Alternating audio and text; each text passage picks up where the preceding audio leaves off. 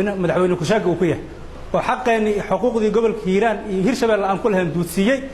heer gobol iyo heer degmana duudsiyay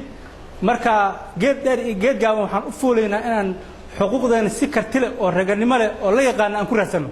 waxaan u sheegayaa xildhibaanada Hirshabelle ee anaga namatalo inay ka baxaan baarlamaanka Hirshabelle wax ay noo qabteen iyo wax ay awoodaan midna male Hirshabelle in isaga baxaan xuquuqdeena hadaysan keeni karin barnaamijka ay u baxaan shacabka beesha baadacad dhamaantood qaybaha ay ka kooban yihiin oo dhan waxay isku raaceen in maamul goboleedka Hirshabelle la qaado maamul goboleedka gacan ku rimis uu yahay waxaan marka baaq u dirayaa xildhibaanada Hirshabelle ee beesha baadacad ee ku jiifo sariirta aan joodari aan lahayn ku jiifo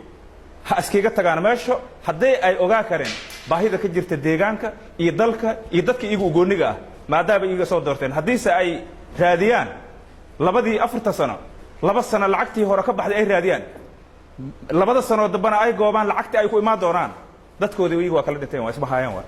waa qaadacnay cod dheerana ku qaadacnay magaalo madaxdaana deganahay oo baadacad laga xukumo